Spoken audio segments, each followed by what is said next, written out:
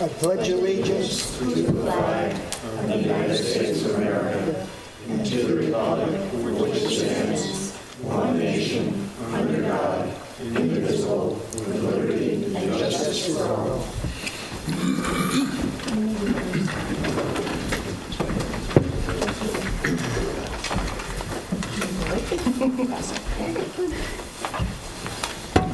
Pass that down to Mike, Bill.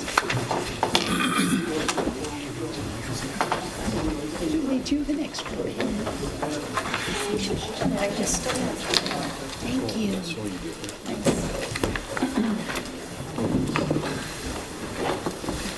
Thank you all for coming to this May 10th public session, Board of Trustees. As always, we start with a Employee of the Month. Do we have a plaque for this Employee of the Month? Hasn't come in yet. Hasn't come in. Okay. Special order. Special order employee. It's usually great to show them the pictures. Anyway, tonight we have Sean Hoggins, Tree Trimmer 1. Tree trimming is obviously really an important thing around the village of Southampton. We have some of the most magnificent trees down a lot of our streets, and keeping them set in good order is tough thing. He works for the Highway Department. Date of hire was March 27, 2017, so he's relatively new. And Ken Booth wrote a very nice thing about him. He said, Sean is an outstanding employee. He has outstanding knowledge and skill and is by far the hardest working that we have. We are very, very lucky to have him, and I thank Sean very much for all his efforts in the village, and we'll get him a picture yet. So if you can give him a round of applause.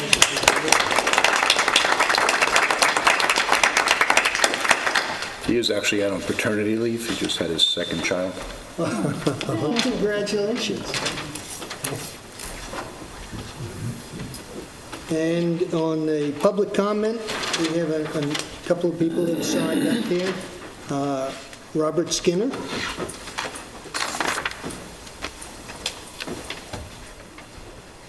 Hello, I'm Robert Skinner, and I live at 14 Eileen Circle in Jamesport.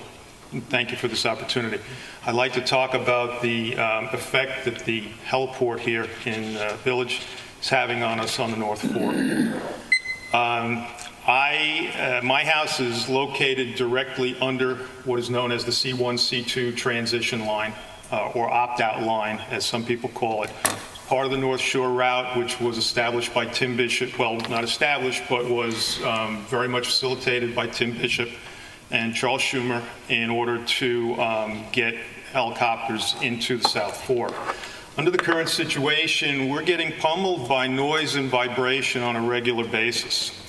Last Friday, I had 9 helicopters come over my house during the dinner hour, and one of them was definitively a round trip, meaning there's a specific route that they fly to and out, and this was within this hour's amount of time. Now, according to the plane finder service, your facility here is contributing more and more to this type of situation. And we're getting a larger volume and a broader scope of aircraft that are transiting the North Fork. At the Eastern Region Helicopter Council spring meeting for noise abatement, there was no representative from the Southampton helipad. At the meeting, there was a sidebar discussion with people from Southold who had been to the East Hampton people. And there was a comment made from East Hampton that says, well, you're in Southold, we're in East Hampton, how are we supposed to know what's going on?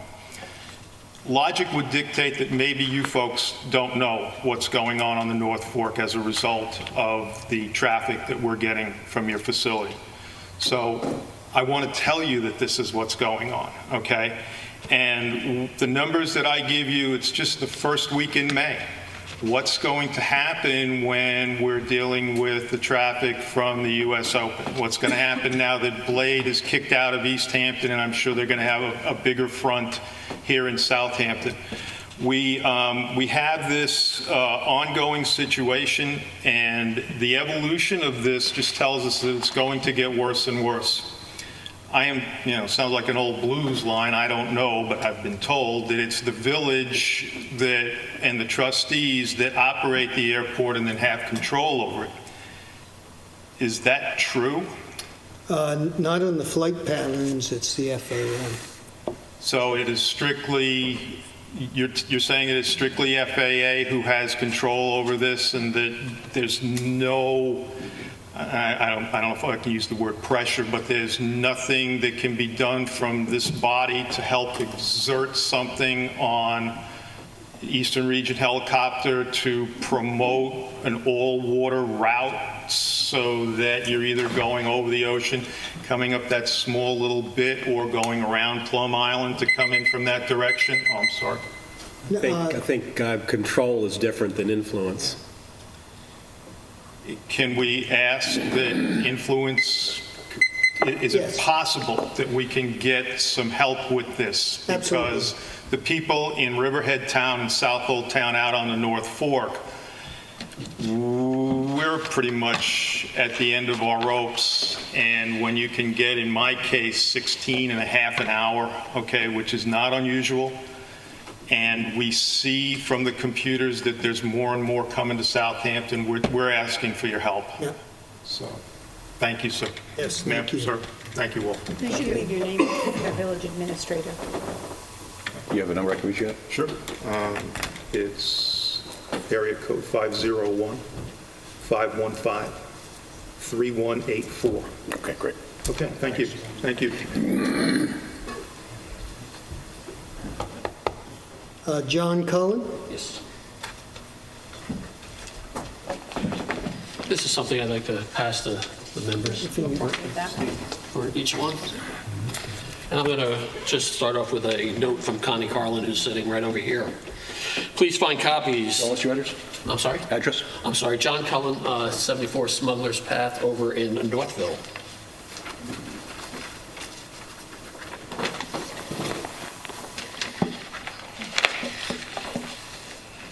Please find, I'll give you, hand these in a second, but please find copies of screenshots of helicopters that I've copied from the Plane Finder program that addresses the locations of the helicopters that have landed on the helipad in Southampton Village. The tail numbers are an identification of the helicopters that have landed at the helipad. As seen in these screenshots, some of the helicopters have chosen to exit the Southampton helipad to return on the same exact route over the North Fork, over land towards the oil tanks from which they have flown over.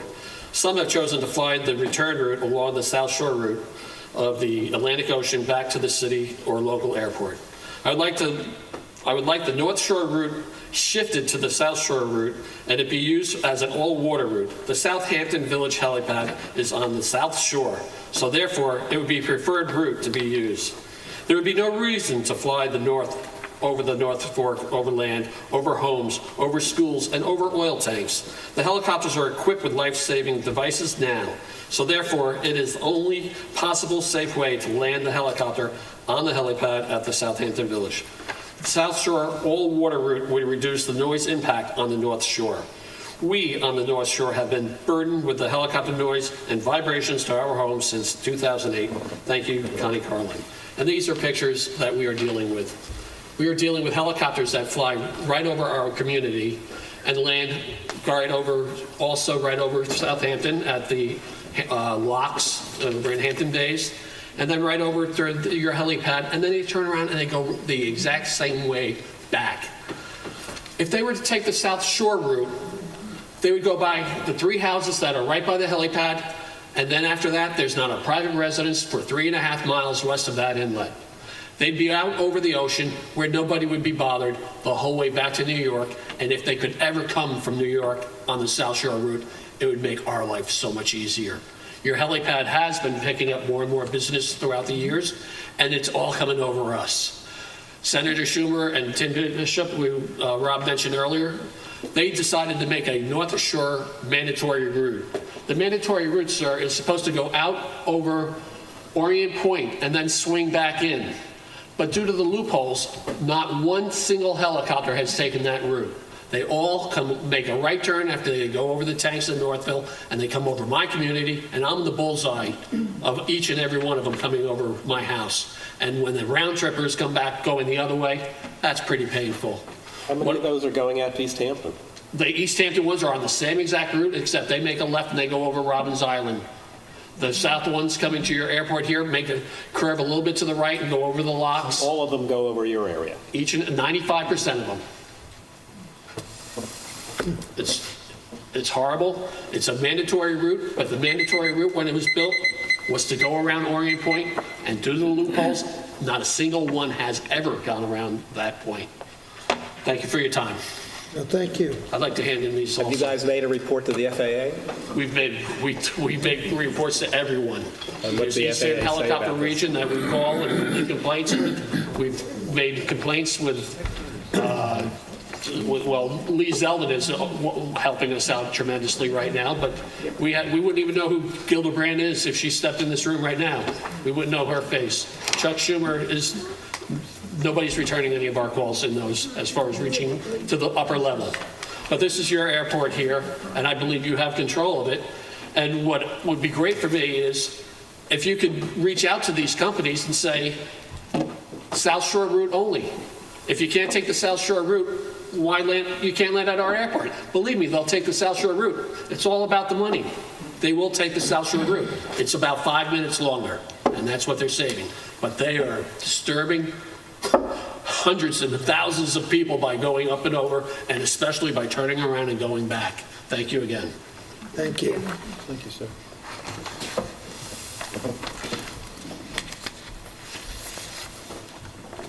Catherine Kent?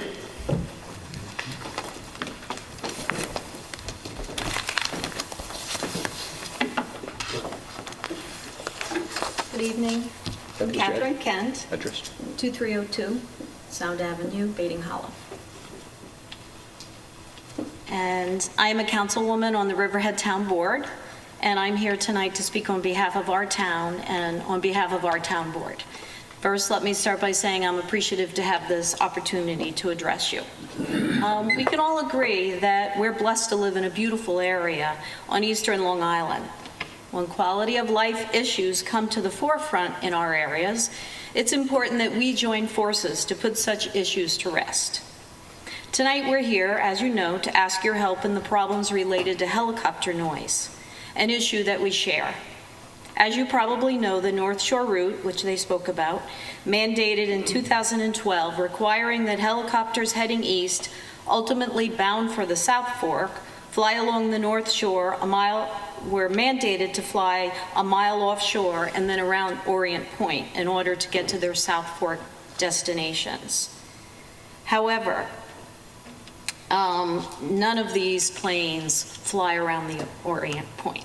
They fly, as you know, they transition at the Northville docks, at the Northville tanks, and they fly over Long Island. Another problem is that pilots are allowed to change their designated route for any reason related to safety or weather. A few weeks ago, I heard a rumble, and then my house began to shake. And pretty soon I noticed that all of the paintings on the walls were shaking. And at that point I realized it was a helicopter flying over my house. Now I live on the Long Island Sound in Bating Hollow, but I'm not in the designated route. So at that point I clearly understood what these residents have been talking to me about, and try to imagine that 50 times in a day. During the busy season, they start on a Thursday and they're going all weekend every few seconds until into Monday. So it's definitely a quality of life issue. Certainly, with the exception of a few emergency helicopters, we garner no benefit from helicopter traffic, financially or in any other way. These helicopters are not flying to the North Fork, only over the North Fork, changing our way of life. Aside from the noise hindrance, there is also the grave safety concern of helicopters flying over large oil tanks. Our helicopter noise task force has been working diligently and advocating for residents affected by this problem. So tonight we ask you to join us as our neighbor in combating this problem. We support Lee Zeldin, Grace Meng, and Thomas Swazi in their efforts to require the FAA to reassess the North Shore helicopter routes and to address the noise impact on affected communities. These leaders are also demanding that alternative routes be considered, such, and John referred to this, such as an all-water route over the Atlantic Ocean. And how can you help? Well, we ask that in some way day trippers be limited, or better yet, that all flights are limited. And we certainly request that pilots flying in one route exit using the other route, which, as they mentioned, I'm going to wrap it up. A lot of these are flying in and out on the North Fork, so people are getting a double whammy. And to finish, I just want to say, let's join together as neighbors to protect the quality of life on Eastern Long Island before it's too late. Thank you.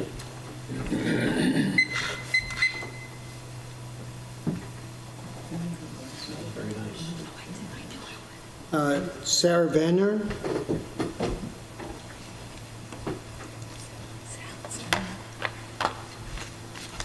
Hi. I'm here just because I had heard, Sarah Van Erp, 112 Henry Street, Southampton Village. I'm here for the, I guess it's 116, the reducing the maximum dwelling space in the neighborhood. I have just one question. Why are we being penalized and not the Hillcrest area? Well, that's, you may want to wait because that's coming up on... We have a public hearing. Yeah, public hearing. When, is that tonight? Yeah. Yeah. Never mind. Do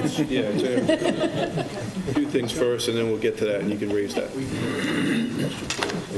Michael, you might want to tell the people from Riverhead to feel free to leave. It doesn't get all that interesting.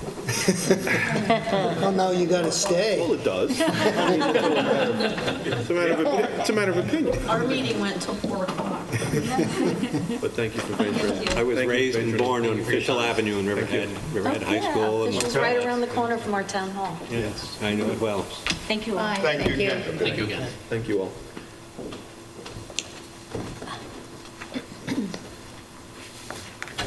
Any other comments from the public?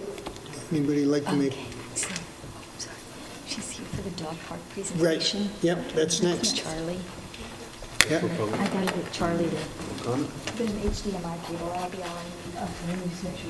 Thank you. And next we have the board presentations, and we got Chelsea with a... There's a few folders. Should I pass those out? Sure. Sure. Thank you. This is more than Thanks a lot. Well, it's time to Yeah, all right, yes. Yes, I do.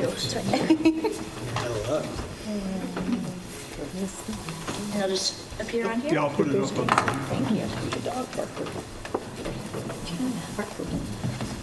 Have one?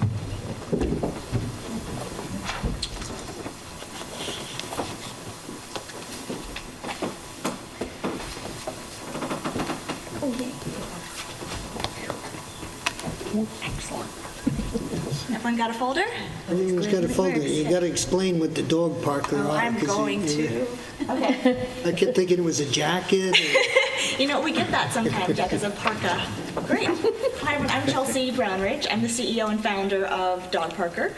And we've got a bit of a presentation up here and a short video. It's really a very visual service, so that we thought that would be best. And really, we're on a mission to make towns and cities dog-friendlier places. Ever since I've been coming to Southampton, I've noticed the signs around that say, "Don't leave your dogs in the hot cars." And that's really what we're here about, to provide a safer alternative. But to understand why I'm here and why I care about this, you first have to meet my dog, Winston. So Winston's my dog, and we do everything together around my hometown of Brooklyn. We summer out here, so we're out here every weekend as well.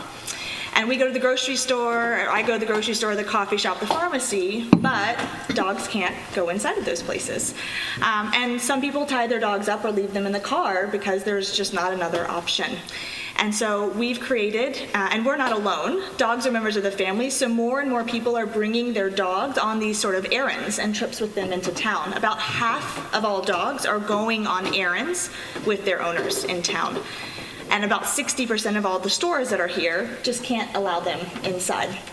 So we've made the dog parker, and the dog parker is an internet-connected, air-conditioned, webcam-monitored doghouse, and it sits right outside of places where dogs aren't allowed to go inside. It's app-based. You can sign up, reserve, and unlock the house from your phone. The house itself is lockable. It gives you instant access. It has UVC sanitation, AC and heating, a webcam, and an 8-hour backup battery if for any reason power does go out. You're also able to watch your dog on your phone, and that's what the app here shows. There's the webcam, you can see the temperature, and again, make sure that your dog is resting in a safe place instead of maybe overheating in the car, or if they're tied up outside, something else could go wrong. Really, the video will show you what's most important here. I'm just gonna get some sound. Oh, no sound, so I'll walk you through it. So basically the way it works is if you're walking with your dog outside of cafes, restaurants, grocery stores, you can walk up and you see the dog house right outside. You're able to unlock it with a card as she's using there, that's a member card, or you can use the phone, and that's what's shown here. So you can reserve it in advance, unlock it. It's always a double confirmation to make sure that that's what you meant to do. These are two 45-pound border collies. To give you an idea, it can fit up to about a German Shepherd in size. And so you can go in to the store, run your quick errand. Again, keep an eye on them so that you have peace of mind that they are comfortable. Again, with more dogs than children living in our communities and vacationing out here, it's not an insignificant portion of the population that's running into this problem. And really what this does is help encourage economic development at those storefronts. So if I have my dog and I can't go in, I'm just not going in. Other people now are able to frequent those stores and drive traffic to those brick and mortar stores. And you can sign up all through the app. It's very similar to bike sharing or car sharing if you've ever used those services before. We've had this ongoing in New York City for 2 years, specifically in Brooklyn. This map shows all the locations that we've had there. And again, it's really about spending more time with your dog in a safe way. What we've seen from our pilot program in Brooklyn is that people are changing the way they shop because of the dog parker. And this is, again, really important for the town of Southampton to become the dog-friendliest place in all of the Hamptons. 40% of people reported that they switched where they shopped because the dog parker was available. So again, in terms of Southampton really attracting the dog community, it can be a real draw for them. 46% of people reported that they shop more often. So when maybe they were buying something online, they were now going to the store instead. And 48% were able to make an unplanned stop because the dog parker was available. So again, all of this just means more foot traffic to the village and to the town of Southampton, into the stores. And we really promote 3 communities. Smart cities, so the town of Southampton, Main Street, so the actual stores that are on Main Street, and also the pet owners. Smart cities care about bringing innovation to their citizens to improve health and happiness and also helping Main Street thrive. Main Street cares about survival. It's tough to stay in business these days on brick and mortar, so everything that they can do helps the local economy. And they already know that being dog-friendly is good for business. That's why you see the dog bowls, that's why you see dog treats. They know that catering to that community is important. And as a result, pet owners will frequent those stores more often. And while it's really cute and a fun idea, there's real social benefit to becoming a more dog-friendly community. Dogs are responsible for more social connection than church and children. When they reach each other and they're able to meet each other in the street, our neighbors are also meeting as well. So there's a real, not just an economic benefit, but a social benefit to becoming a dog-friendlier community. And the good news for you guys is it doesn't cost the city of Southampton anything to host the service, nor the location partners. And so for us, we take care of daily maintenance, 24/7 customer service, working with the locations to identify who would benefit from this. We also work with the dog-owning community to find out where they would like these. And the way we're able to do that is because we work with sponsors on this front. So you can see here, it's a safe and comfy spot for your dog, sponsored by American Express, for example, on the bottom. Very discreet, subtle, and we can even work with the town to come up with custom look and feel to the houses. It's 100% customizable. We've worked in Brooklyn. We're also launching in places like LA, Boston, and DC. All have, even Charleston, to give you another sort of historic town. And all of these places we're able to really make it feel a part of the community, which I know is important, especially for places like this. So that's really our presentation. I know you guys are going to have a lot of questions, so I'm happy to answer them today or however you guys like to run the meeting. Thank you. Is there any questions from the What's the dimensions of the? Great question. It's about 4 feet tall, 2.5 feet wide, and just less than 3 feet deep. 4 by 2 by 4. Yeah. Well, all I can say is they're pretty nice. You know, I mean, it's, the air conditioning, I think I might rent it. You know, the husband Parker comes up every now and then as an idea. What's the science behind putting dogs in air-conditioned little dog parkers? So I know dogs- you can't interview the dogs. Exactly. Yeah, dogs are den animals, descendants of wolves. They feel safer in enclosed environments, which is why the dog house, as a shape and a thing, even exists. A lot of people choose to crate train their dogs as well. So from an animal psychology and behavior perspective, this is a pretty common enclosure and environment, and we've worked with those animal behaviorists to really construct that environment. All the surfaces are non-porous, vet-grade materials that you would find in the vet. The temperature range is based on the safe range, and we actually even go 5 degrees below just to give ourselves an extra buffer. Everything is remotely monitored, so we know the temperature inside every house at all times and who's using it for when and for how long. And all that's because our entire fleet is internet connected back to a central database. What's the average time the dogs stay in? In Brooklyn, it's been 15 minutes. Oh. Yeah, I would suspect it would be similar out here. The places we tend to do best and are in most demand would be like Schmidt's, grocery stores, local markets, Citarella, sometimes in dense shopping areas. The good news is from what I know and from where I visit here, there's plenty of private property areas, places with parking lots or setbacks that we believe that this could be really successful in. It does come in the public right-of-way where we would probably need to have more of a conversation as to where those places could be, if at all. Who cleans the mess? Pardon? Who cleans a possibility of the mess? Sure, yeah. The number one question we get is, what if a dog poops in it? The dog do not poop in their own environment.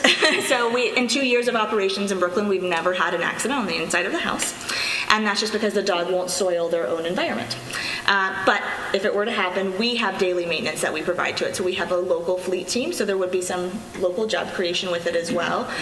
Someone would be tasked with that on a daily basis. There's also a UVC light that's an automatic trigger on the inside of the house, and that's mainly for dog flu, kennel cough, any kind of communicable disease, and that goes off automatically between each and every use. It's pretty advanced technology. It's interesting to think it's interesting to think that a doghouse could be so technical, but they're live animals, and there's a lot to consider with that.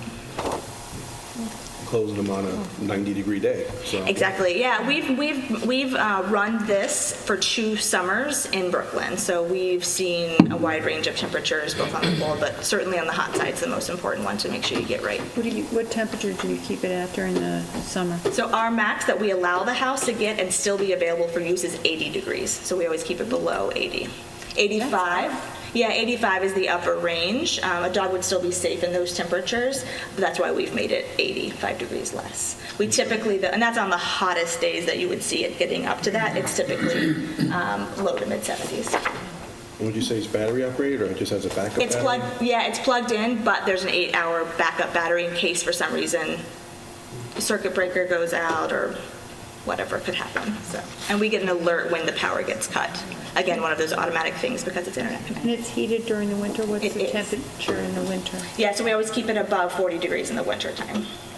The cold is less of a concern for dogs just because of their coats, but the heat is certainly the one that we're very careful about. My dog is dying in 80. What kind of dog do you have? My dog feels the heat, so I don't know. Really? It's 68. She's panting. I mean, obviously, you brought it up, the biggest issues come with these are just the space. And as you know, you say you come out here, so, we have very limited space, even compared to Brooklyn streets. We have our streets, certainly in some of the busiest areas, really get narrow. So that's right off the bat, that's one of the biggest obstacles I see, but... Who is it, this is some of the things Steve and I were talking about when we were first exploring the idea.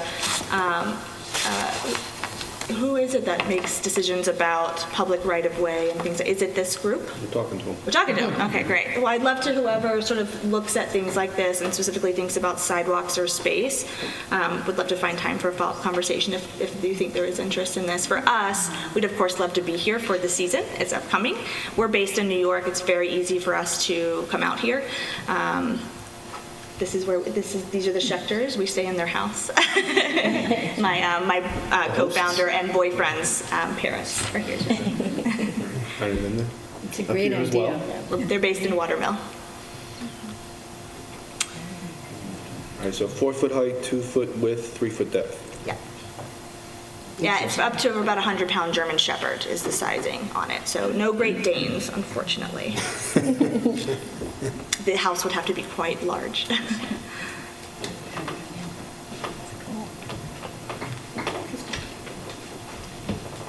Yeah. It's different. It is.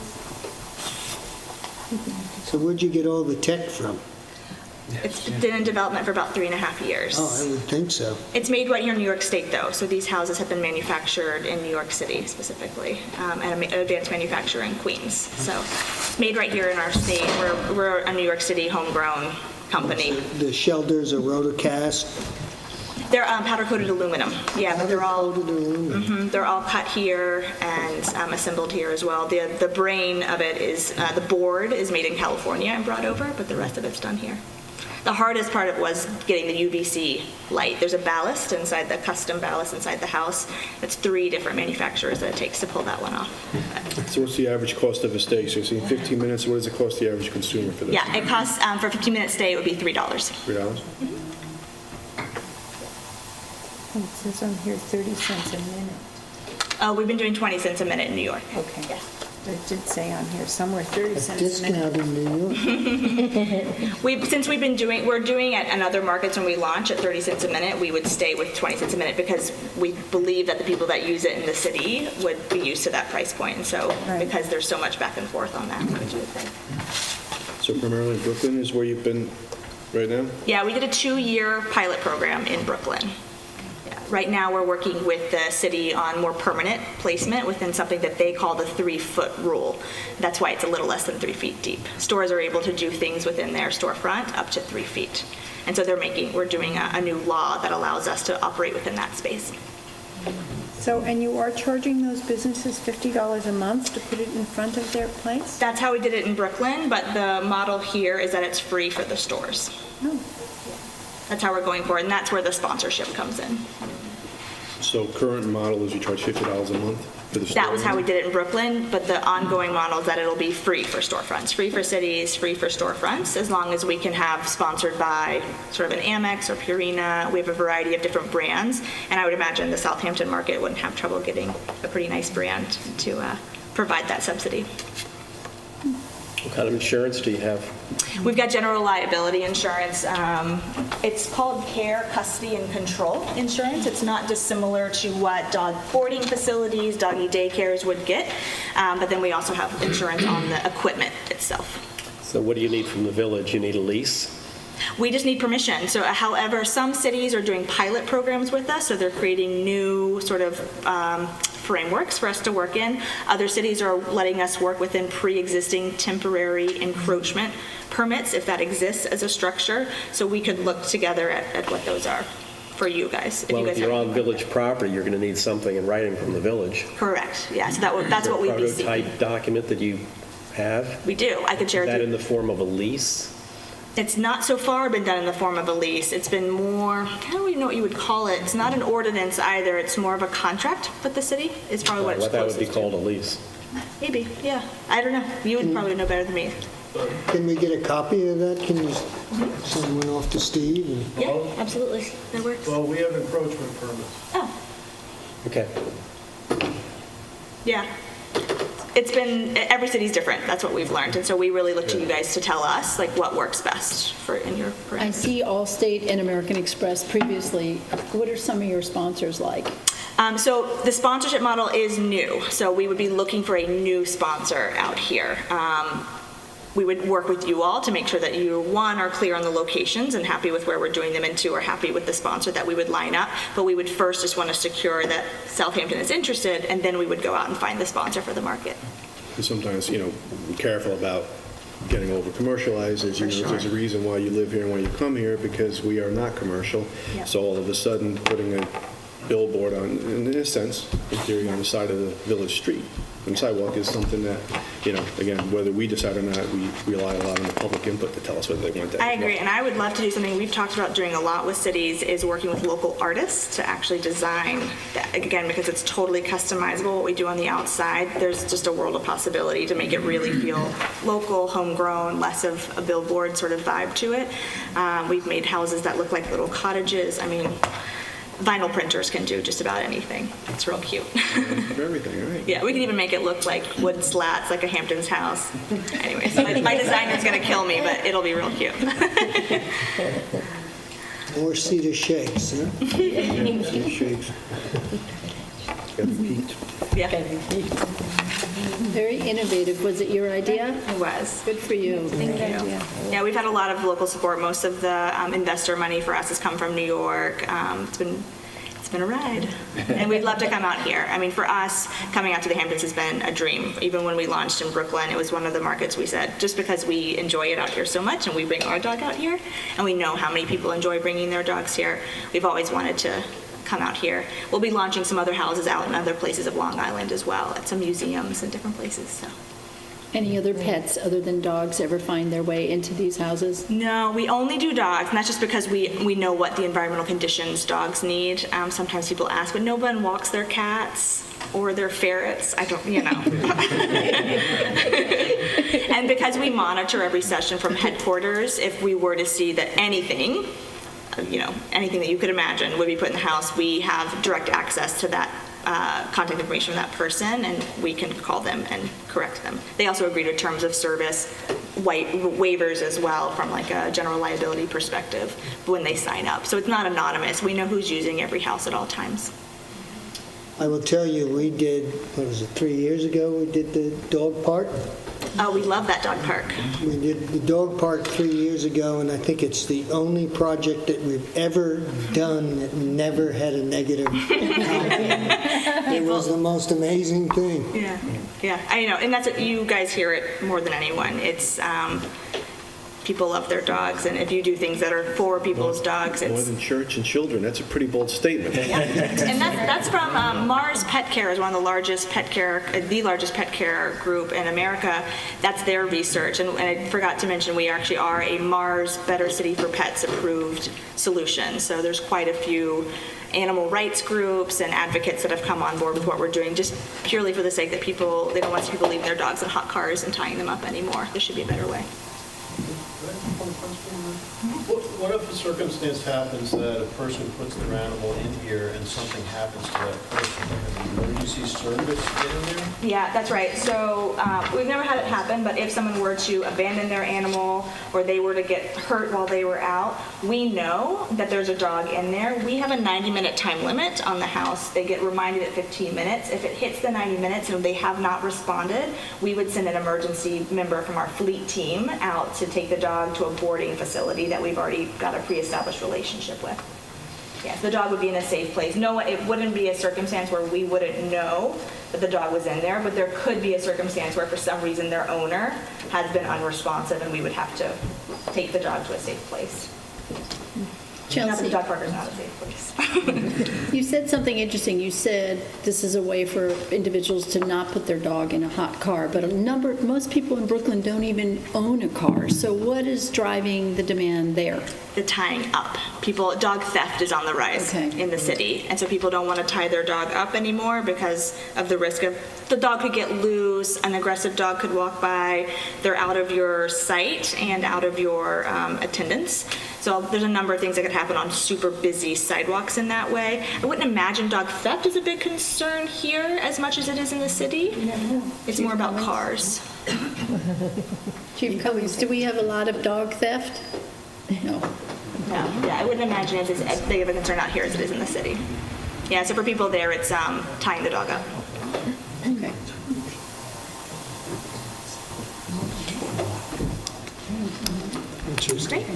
Thank you. Thank you. We'll follow up. Jane?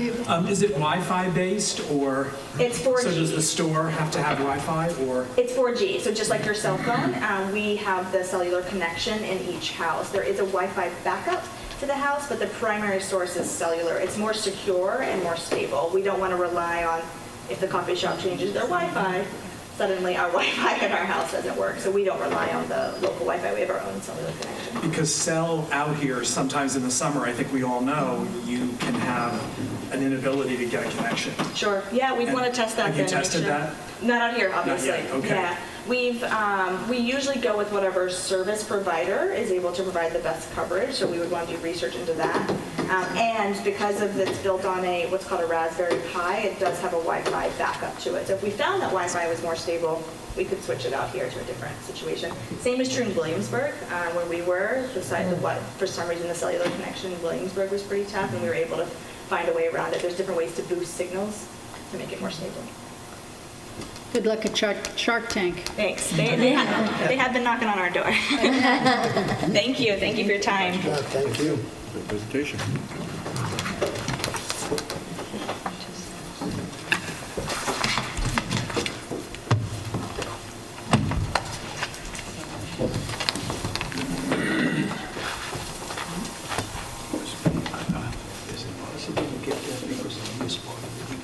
Sure. Other presentation? If you'll let me know.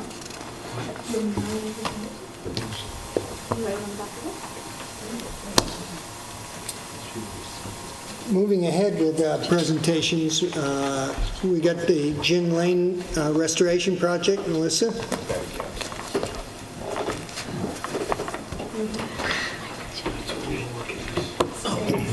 I always forget, does it go this way or the other way? Upside down, will tell us. Charlie, does it go this way or the other way? Actually, you're right, you're correct. Leave it I am like- correct? Okay, great. Yeah, leave it like. All right. Look at the. Just wherever you would like to be. Get the Yankee game. I know.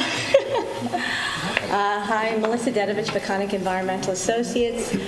Last we spoke was about a little more than a week ago, and we were given permission to proceed to the Zoning Board of Appeals with regard to the Wetlands Restoration Project.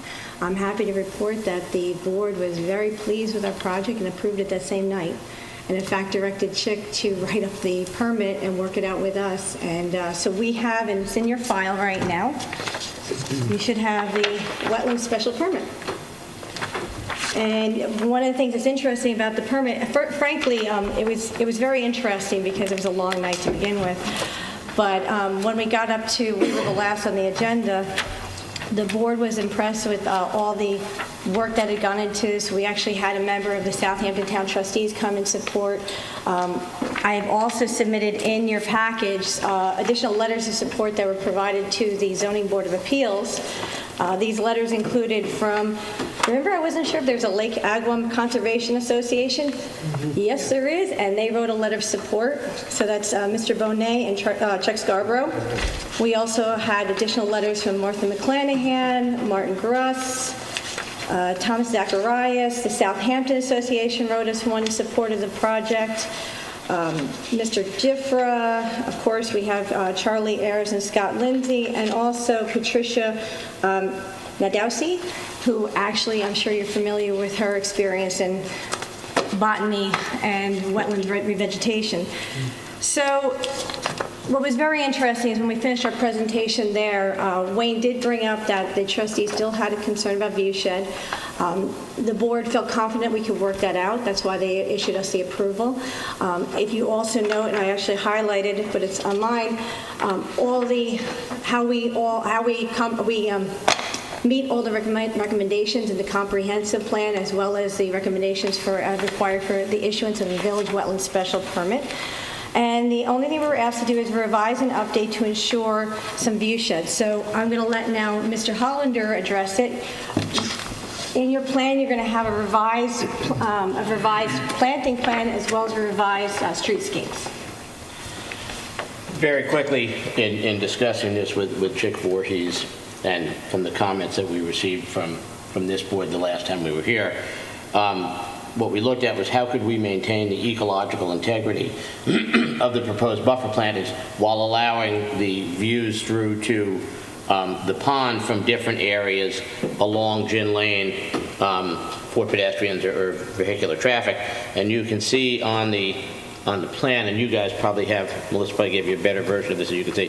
What we tried to do is there are areas where we have 4 distinct areas where there are views through from Gin Lane out to the pond in different directions, so that there are, and that's reflected in the before and after existing and proposed views here. You can see in a rendering how the views will look through that way. But so I think what we've tried to do is to come up with that balance of how can we do the best we can in terms of buffer and ecological health of the pond while also allowing views through to the pond to preserve the visual integrity, if you will, for pedestrians and passerbys along Gin Lane.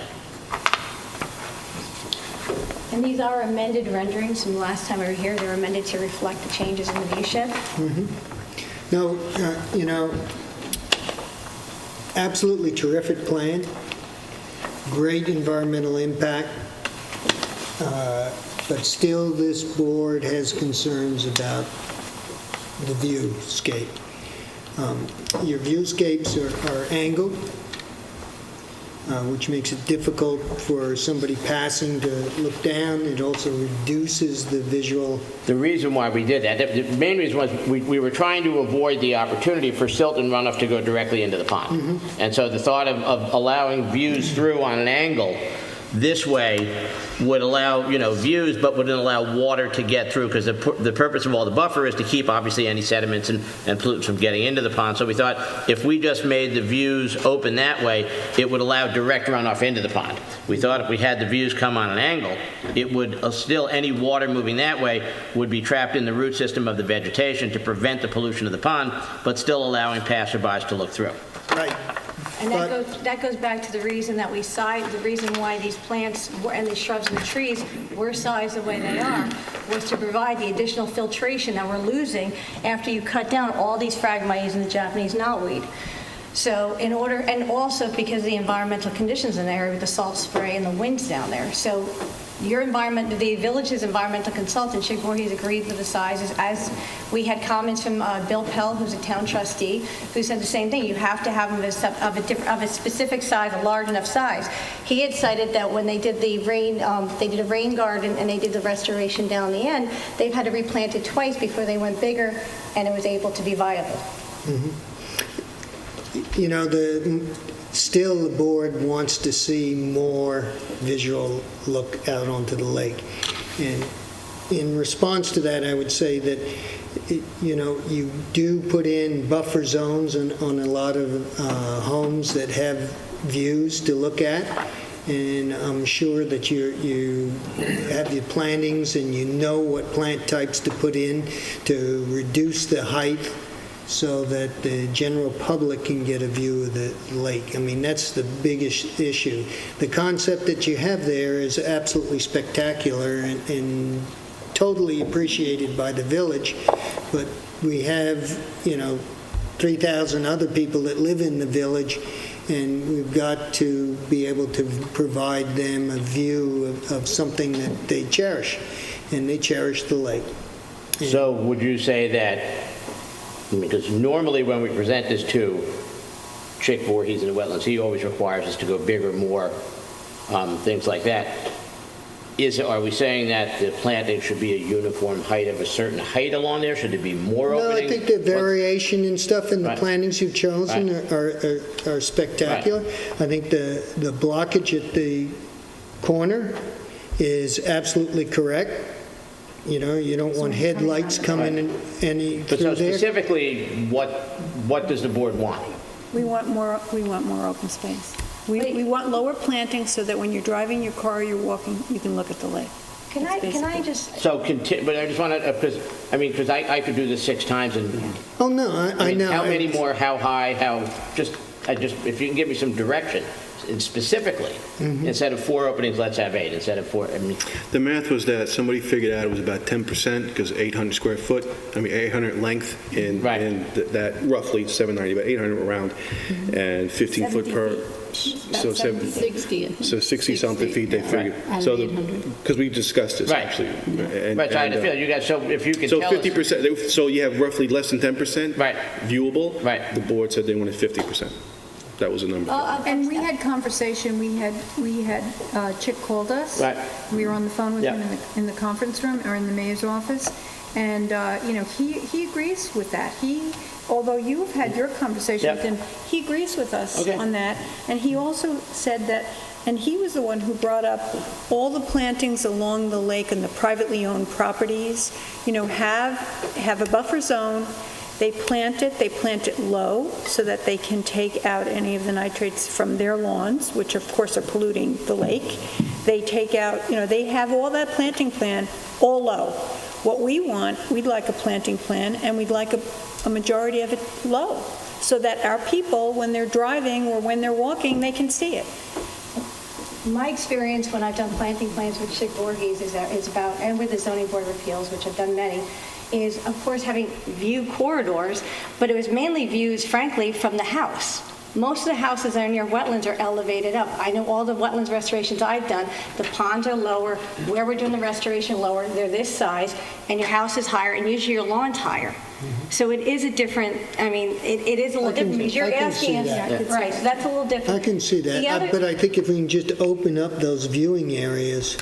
Can I ask a really silly question? And that's just maybe because Absolutely. I've been doing this for 3 years, and now I feel like I'm living it. My husband thinks I'm living it. You are. We've gone in front of the ZBA. I've been in front of this board now 3-4 times. I've gone in front of the ZBA. We've had public hearings. I have yet to have one person either write a letter or come up to me on the street. And you know where I work. I work down the street. You know I go to the Village Ski Shop. Anybody who has seen this on TV has all said, that's a great plan. Because, Melissa, it is a great plan. No, but what I'm saying is, It's a terrific plan. a public hearing is anybody for and against. One of the things Zoning Board of Appeals said, they were shocked that we had letters of support from all these people. Like, you got a letter of support, nothing against you, Jay, from the Southampton Association, and when's the last time that ever happened? There's nothing not to support in there except Here's for... the other, But there's a I think anything is doable, but there's a horticultural kind of reality I'm trying to get my hands around. Yeah. Basically, what you're asking for is a totally herbaceous. If you want to keep planting, let's say to that high, then that means that everything has to be herbaceous. We don't want to do that the whole length, but we want people to be able to, as they walk, look out and see the lake.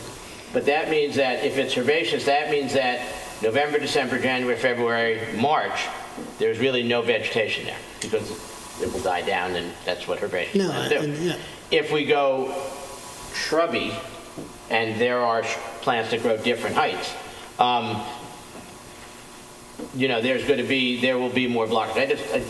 I don't quite know how to balance, because I understand totally that we want to have the view through to the pond, and it's kind of, it's like being a little bit pregnant here. We can kind of have some views, and we can kind of have some ecological Well, benefit, why can't we switch those viewing spots that you have there instead of going at an angle, which reduces them as you're walking by, because you got the growth on both sides. And you have a narrow vision through there, so... But it's because for the water filtration. No, I understand that. That's such a minor, that lake is so contaminated by so many sources that there's nothing you can plant there that's going to have any real big impact. You're saying that this is 800 linear feet. You have a chance to actually do something. Why bother to do anything? Okay. Exactly. Why bother to do anything? No, Chick agreed that it was clearly going to We make just did 1,000 some... linear feet of the trustees. I mean, the original plans that were presented to this, that weren't even presented to this board. Can I finish my sentence when you're done? Yes, I'm sorry. I don't know what the outer perimeter footage of that lake is, but 800 feet is a damn small percentage of it, a very modest percentage of it, and 60, 70 feet of visible space you'd be lucky if it's 2 or 3% of the lake's frontage, and the pollution problems that that lake has, we've had more damn lectures by experts who can't agree. One says it's the sediment in the bottom of the lake and you'll never get rid of that unless you get dredges and you spend $1 million. Others say it's the sewage problem, that's seepage from the village and the homes around it, and then the runoff, surface runoff. And the homes on the lake are beautifully maintained, and they probably use fertilizer and a lot of other things that don't help the situation. So the idea that what you're doing here is going to have and you say shade is going to cool the lake, give me a GD break. No, that ain't going to happen. Now, you know what I wish you would do? You know what I wish you would do? This is my suggestion. Come in and meet with us in the other room. Public can come, but because we like the idea. It's not as if we're dead set against this, and I can't believe that we couldn't work out something that would be acceptable to the people who are kind enough to propose paying for this. We're very grateful for it, and it could be, I think it would be much prettier than those GD things that are growing down there now, so that we're not... Yeah, and they're crummy. But we've got this one thing we'd like to preserve, some of the view, and I swear if we just sat down inside with you, we could iron this out, and we'd like to do it. This isn't something we're against. End of story. We have to talk to the neighbors. Well? We really have to talk to the people who are representing. No, but I don't think... You can talk, now you can go to them and here. tell us what we're suggesting and see if there's some workable... Why don't we have some comment from people who are here? Because Yeah, then no, that would be honestly, great. I've been doing this for over 25 years, and I appreciate Chick's comments, but Chick is also a consultant. I have a landscape architect who's been doing this for many years. I mean... Too many. And we've always been taught bigger, especially, where you get hit over here with the salt spray and the water. The experience that the trustees had trying to do a similar restoration along the southern edge, and that's 1,000 linear feet. We all try to say that every little bit of the lake helps. That's why we have a Lake Agrum homeowner's guide, that we try to get everybody to a 50-foot buffer. Every little bit does count. It does count. I'm not going to argue with that. And your project is absolutely fabulous, and it is totally appreciated. It's just that we need some visual view of the lake. And I think what you drew there, that's a possibility. Now you've opened it up a bit so that you aren't, I can understand that going on the different angles, but it really does reduce what somebody can look out at as they walk by, as opposed to going 90 degrees there. But isn't it going to be better than what's there now? Because honestly, for 30 years, there hasn't been a... Everything that you do is going to be better there than But I'm what you saying got that now. here's an option on the table. I don't know what your other option is. Not to be rude, Well, I but think this board wants to get the option correct, is all we're trying to do. We're just trying to make it so that when it goes in, it's done right, and everybody gets an incredible enjoyment of a pretty spectacular piece of water. Does that seem like it's a reasonable, Facsimile? well, I'm trying to make sure, so we're opening these areas up. It's better. I'd like to see them open a little more. So would you be willing to meet with us and Chick Voorhees? Is there a hesitation? That's really what we're asking. I have to say, there's a hesitation because how I've been directed by the neighbors involved is they feel like they're being put through so many hoops over this. They're trying to give a gift. They're trying to do Well, something. we've also kind of actually run out of time. Yeah, we're going to We'll lose this go to season. that. That's why the ZBA approved it that night, and they thought it was a great plan, Danny and Kevin, and they were all like, what can we do to help you? And let's make this happen. I will tell you, you have a big arbitrator down there that is probably going to delay it. You have a swan that's nested right in the middle. Well, once they have the babies, they can move their, I called the wildlife rehab. They said once they have the baby, they can. Melissa's going to do the planting. I'm going to stand back. I wouldn't get near it. But I think we have some other people that are here that may want to address this too, if that's okay with the That'd be board. great. Why can't you Okay. take the 2 or 3 or 4 openings that you have and put them all in one spot? And that would create a good-sized opening, and then, and do a low planting closer to the water. That You would can, but it cover kind that. of, Face the hole. it defeats what you're trying to do. I really. What are you trying to do? You're trying to mitigate any runoff, and you're trying to mitigate any, there is a That's fair not amount, what the people are against. you know. But I can only tell you from my standpoint, from having done any number of projects, the village, the town, all through the Hamptons, that every one of the municipalities that we deal with are always pushing me and the clients that my firm represents to, we want more buffer, we want bigger buffer, and rightly so, because the natural inclination of a lot of homeowners is to have the view and not protect the body of water that they're viewing. It's a little different from anything I've ever heard from a municipal board or agency that says, give me less. Well, no, we aren't saying give us less, we're giving lower. Right. So that people can enjoy what is so well known. I mean, Lake Agawam's a huge icon to the village of Southampton. Beautiful. And to take away the people's rights to be able to see it is... Again, and this view is actually from the trustees' property. This would be a whole view along 1,000 linear feet that the trustees did and put a public benches with a fishing pier. So, you tell me, but I mean, we can do whatever we're asked. But why don't we sit down and Okay. sit down with All right. Before you sit down, what will the view look like in the winter? Will the view Jay, I open up? think Charlie needs you to come up front here. Jay Deasing, a resident of the village. What will the view look like in the winter? Does it lessen and open up, or does it stay? Every plant on here, except for 15 of the ink barrier deciduous, so you basically have 100% transparent. With the plants losing their foliage, you'd have some of the stems, but it would be wide open October, November, December, January, February, March, and then come April, May, June, July, August, when the plants get their foliage, they would give more separation. Obviously, all of the herbaceous stuff tends to die down to the ground, except for the grass. We're aware of this. This is the one that shows what was there, all the... Right.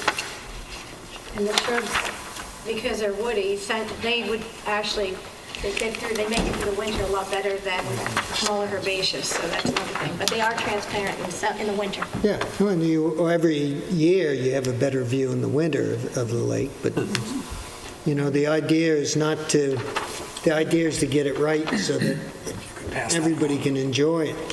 And I think it can be done. I don't think that, this is huge, just asking to get a little bit lower.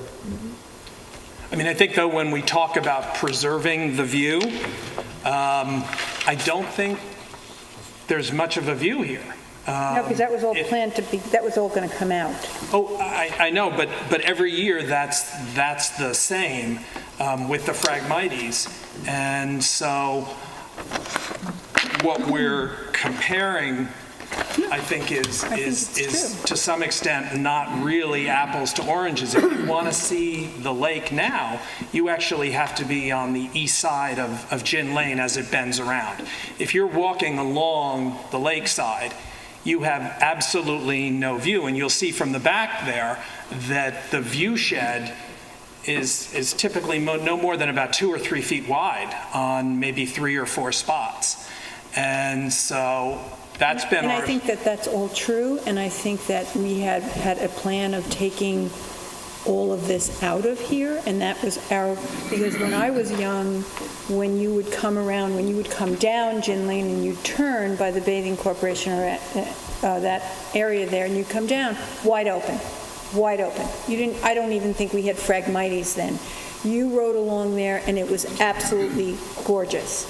This has come along and choked up everything, and nobody seemed to be complaining about it, but we realized this was detrimental to our lake.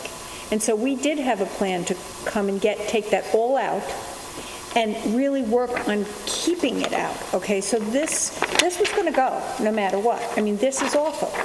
And so, that's the history But that I it's been remember. that way for at least 25 years. Oh, I don't think 25 years. I mean, I don't think I would 25 say years. pretty close to it, but nonetheless, Although in the wintertime... 25 years goes Plus by the very next fast.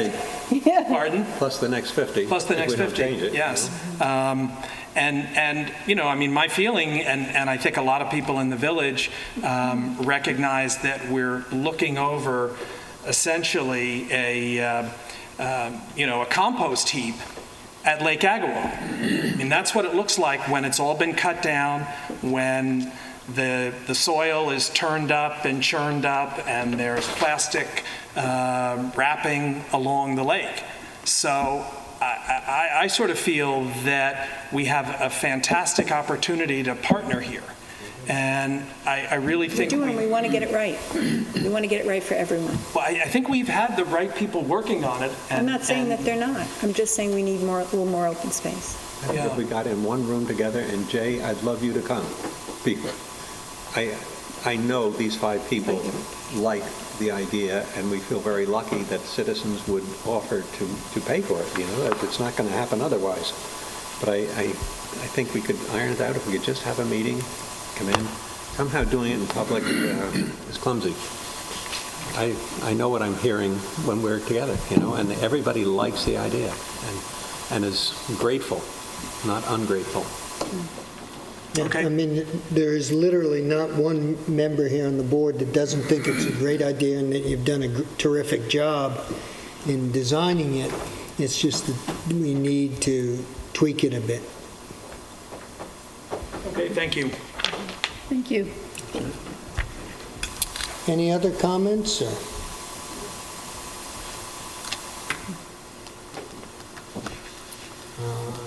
Can we organize getting together? Would you like to do that? Or? I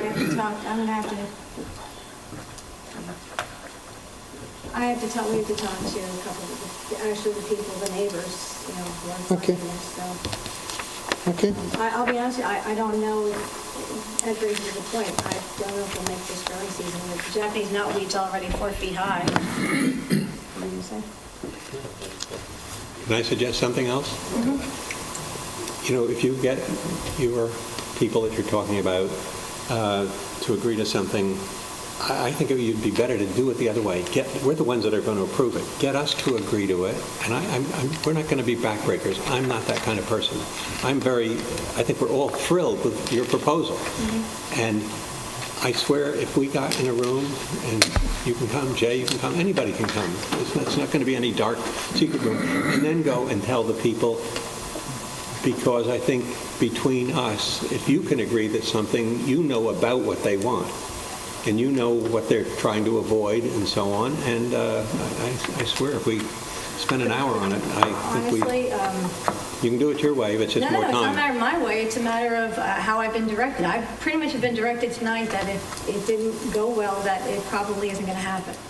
I don't want to say that on the record, but that's, you know, so I have to see if I'm even, you know, permitted to continue the conversation. Okay. That's pretty much it, to be completely honest, so. No. I just think you missed the planting season.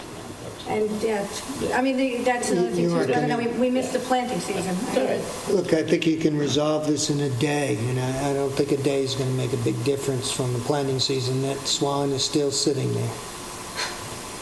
We still have, I know, that's okay. I know we also had I know Wayne's not here tonight, but he said we had to have some agreements drawn up and everything too, so just. We can do that very quickly. But again, I have to talk to my people, but I understand, I appreciate your time. Yeah, no, I mean, we can move very quickly. You just got to give a little to the side of the lake. Again, I'm not the one bankrolling. No, so I realize that. I have to double Neither are check. we, and we appreciate that, really. Thank you. And if it works, we can continue it around the entire lake and help everyone, along with septic tank upgrades. Oh, yes, we're doing a lot of those too. Thank you very much. Thank you. Thank you. Yeah.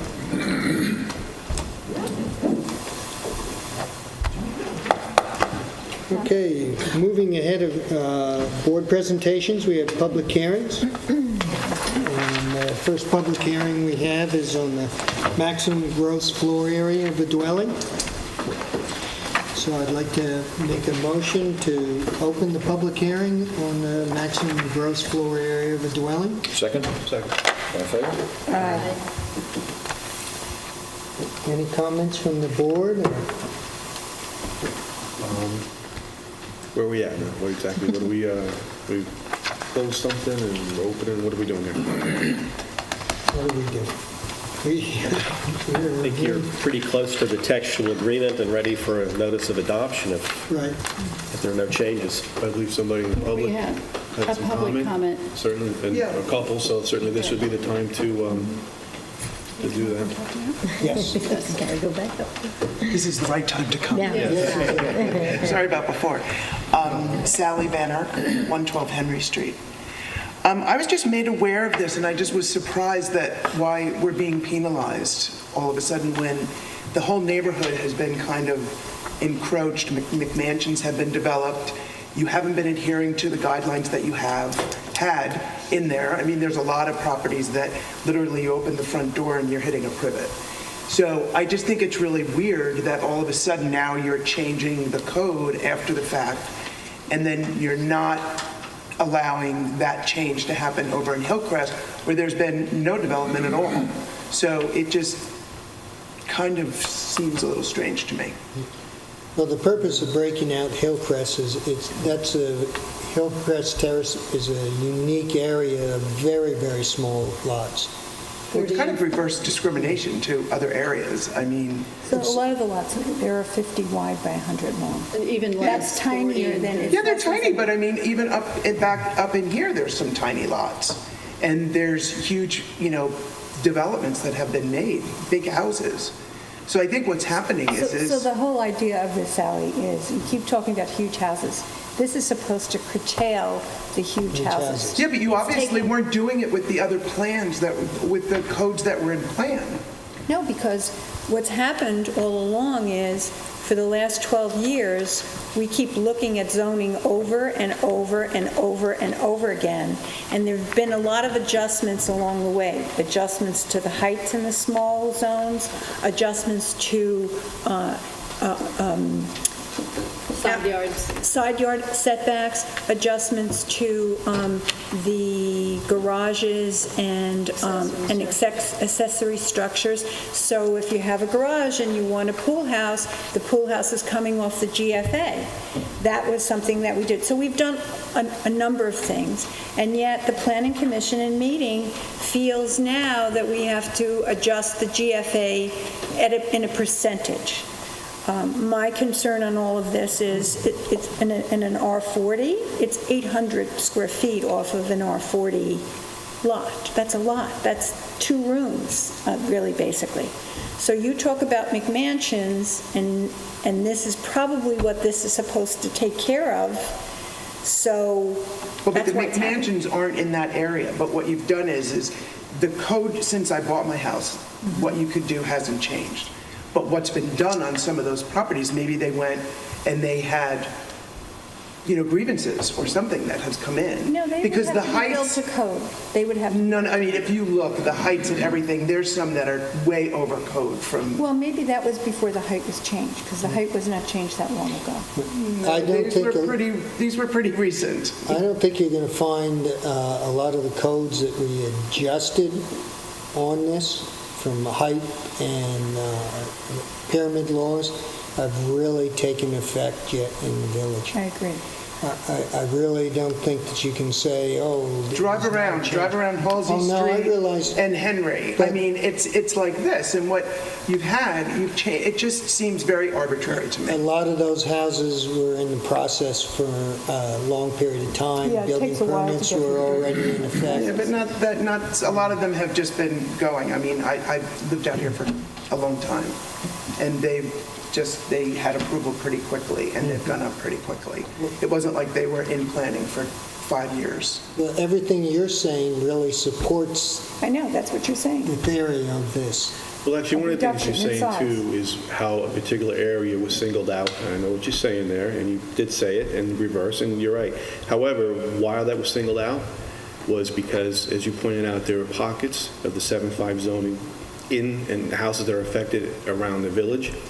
that entire area. I mean, every single parcel, just about from our, actually is impacted. It is a unique area, as Kimberly was saying, that, because you actually had some history on it, how that was developed and how that whole parcel and how that got broken down and developed in the first place. Well, that's So over that by was why it was Cooper. considered- I'm not talking about that. That's over by No, I'm talking about Hillcrest, because that's why Hillcrest. I'm saying that's why that area was singled out, because they appealed to their uniqueness and going to the history of how that whole area was divided and how, yes, not just a few in that area, but every single parcel is so undersized, comparatively speaking. Should really be off And that- 5-0, not So you really, you had a 75. majority, not just a few, but you had the entire, I'm just addressing that part of that, because that's an extremely valid point, and one which I even brought up and said, like, okay, this is a little, odd, but it is a unique situation, Yeah. I mean, and that's why that was There's singled out. 30, 40, 50 houses that have lot widths, either 50 feet, 40 feet, or 30 feet wide. They couldn't build anything today because of the Department of Health. Our code has no bearing on that area. They're in a very difficult situation. And it's That's such why. a They came unique to us and area. asked, and that's why. Yeah. They came and asked, and it's true, they are 30, 40, 50. I think Miller Road is 60, maybe even 75, some of them, so that's pretty standard. That's okay for the smaller lots, but they are truly undersized there, and they're in an R75. And maybe you don't know this, but even though you're in a certain zone, you have to build to the size of the lot. So if you are 50 by 100 and you have 5,000 square that. feet, yeah, you have to. But you're changing the square footage of the side that someone can build now. What do you mean? Over there? Yeah. Well, what they were suggesting, and it hasn't been, they're just being pulled out of this. Okay? Well, not Hillcrest, us, I'm saying.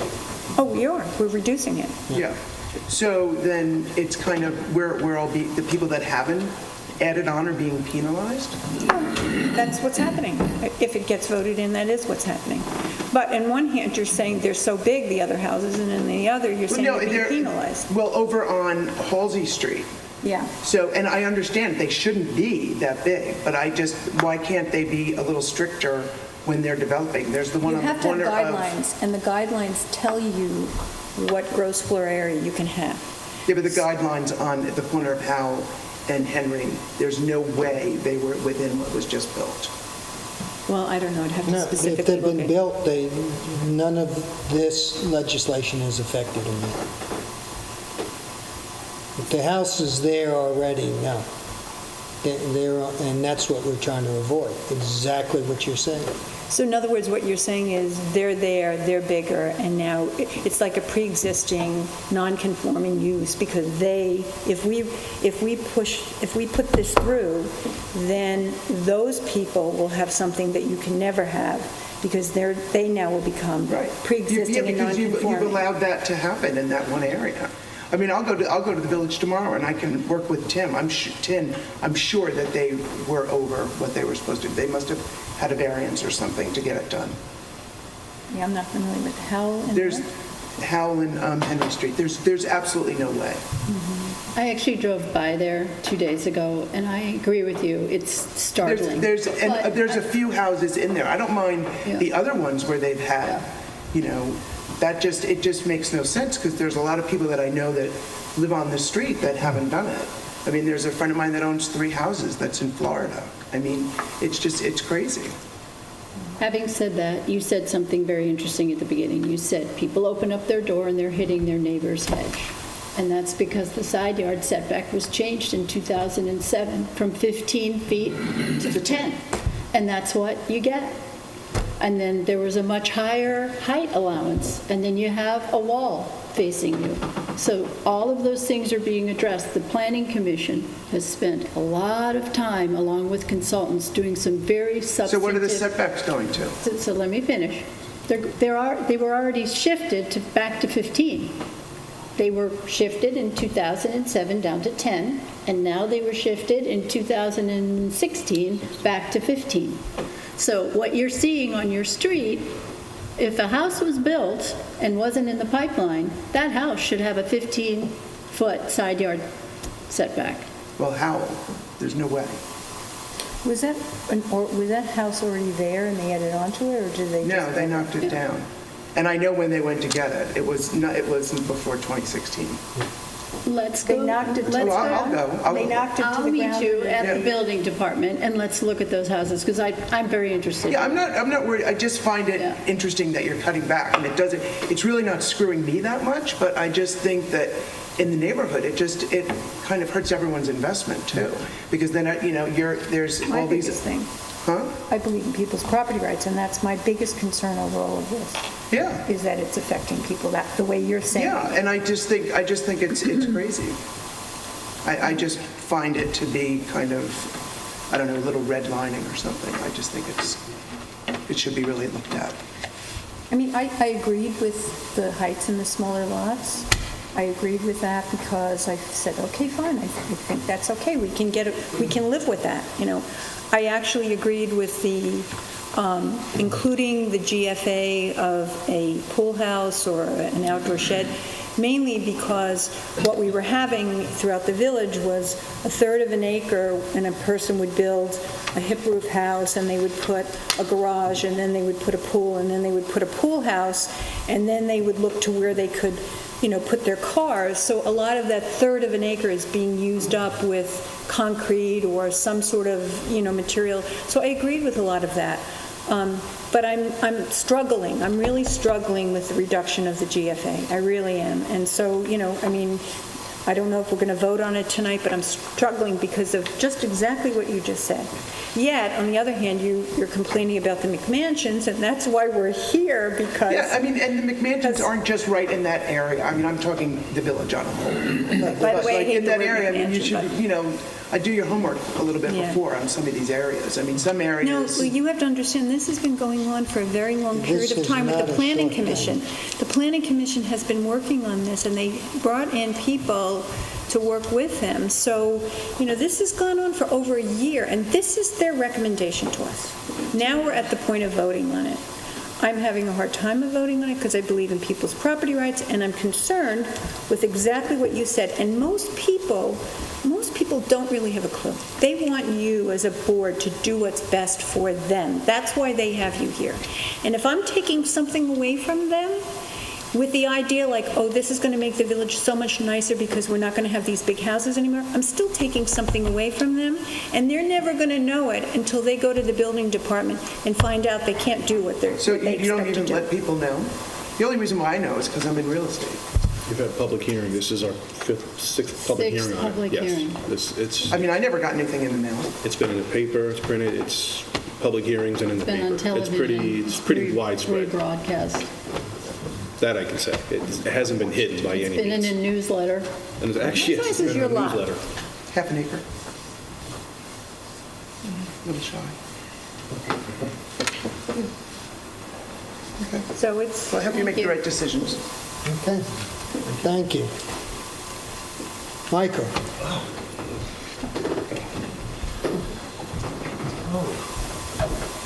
Michael White, Southampton. Where have you been?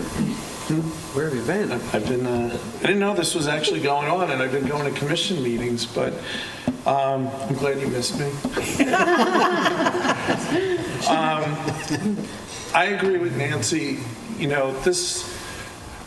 Where is the outrage that you're talking about? I go to these commission meetings, and it's me and Jay. We could do it in Jay's living room, these meetings. There's nobody shows up. You're missing some of the people I see then. Okay, well, that doesn't matter because you have to come here, okay? Listen, when you're in a court of law, okay, you could say whatever you want unless you have somebody there to testify about what they're in. It's great. My Uncle Joe said he loves McMansions. What does that mean? You have to be involved. If you want to be heard before this board, you have to be involved, and you have to come here and tell you guys what's wrong. I don't hear this from anybody. I've lived here most of my life. And to say that Hillcrest gets a different zoning is ridiculous because in New York State that's illegal. There's a remedy for those houses. It's the Zoning Board of Appeals. So I've never heard of somebody doing that. That's redlining. So I don't know how you're going to separate an area like that, especially when it's filled. You know, there's mostly minorities living there, so I guess they would love to see that happen. I mean, it's like very, like, it's almost like blatantly like racist to do that, you know? Like, I don't know why, you know, when you have a remedy to help these people, they have the ZBA. And what are you going to do with the other 50-foot lots? Are you going to let, that aren't in the zone, are you going to let them also get the same zoning as that? Or are you going to, if I have a 50-foot lot, I got to go to the ZBA, but they don't have to? That's not going to hold water. And I go to these meetings. I mean, you guys don't go to them, but well, you'd go. I go to these planning commission meetings, and quite frankly, they don't know what they're talking about. And it's going right over their head, half the members. There's two of them always talking. The rest of them don't know what they're talking about. I mean, I try to get on the ARB 3 times. I can never get on. I got 30 years experience. You know, it's always, you're trying to always pick someone that doesn't really know what they're talking about or in the industry. And that's really hurts the people of this village. And let me tell you, I've had 2 women in the last 2 months in tears trying to sell their house. And I told them, I said, you can't do anything with 0.26 of an acre. What are you going to do with it? How are you going to get your money back on it? Nobody's paying whatever they want for it and getting a return on it. It's not going to happen. You're hurting everybody in this village doing this. And these people don't know. I lived on Pulaski Street. I lived on Pelletro. They don't know any of this. If you told them you're taking away their rights, they'd be furious. You know? And I also am going to add, most people are not spatial. They don't understand space. When you're in my business and your business and your business, you get to understand square footages and how they work in relationship to the size of the property. You just do. You know it. Right. And most people haven't a clue. So if you say you're going to lose 800 square feet, they don't know what 800 square feet is. If you tell them they're going to lose 2 20 by 20 rooms, they'll be like, oh, but they're still not going to. They still won't really understand it. They think they can put it somewhere else. They won't understand it. And that is what I say. When we sit up here, we have to make a decision for the entire village, not just a small group of people who are concerned because the houses are, it's a changing landscape. I have said that over and over and over again. People don't live in 3-bedroom, 1.5-bath ranches anymore. Basically, the public, and I'm telling you, it's not the locals, because the locals are being pushed out. I mean, we all got new reassessments. The locals are being pushed out. And you can continue to reduce in hopes that now the builders aren't going to build anymore and the locals can't come back. There's just no way that they can come back. No, never. So, I mean, it's a problem and it's a heartache. And I don't even know what to say other than I can't justify any of this because it's taking away from the people who live here. And that's what I feel, and that's the way I'm going to vote. So, anyway. So I have something to say, and that is, I've had 70 to 80 to 90 people come up to me and say they don't want McMansion monster houses anymore.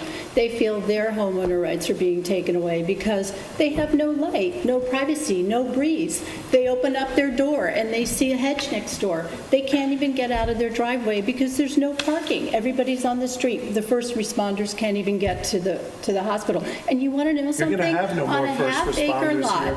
On a half-acre lot, you can build you can have a house with 7 or 8 bedrooms in it. You can have a bonus room, a living room, a dining room, a den, a TV room, a fitness room, whatever you want, a wine room. No, you can't. Yes, you can. You can. Go to Little Plains Road and look at the house that's being built. That's on a big lot. It's not on a third of an acre. It's not on an acre. It's not what we're talking about. It's not even an acre, and that house has 14 bedrooms in it, 6 fireplaces in it. Guess what? You can still build a big house in this village. What you can't build is an obscenely big house in this village that takes everybody's homeowner rights away. And what people are upset about is that the character of the village... You have no rights, Kimberly, against somebody else's house. You have no rights.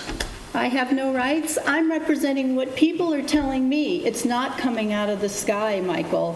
People are coming up to me in droves talking about But this. I also think, Kimberly, and I understand that, because from the time the Southampton Press started printing, people have been talking about when it was the estate area being built. Have you seen that house? Do you see that house? They're not going to stop talking about that. So what are we going to do? Someone came up and, oh, this is a good beginning.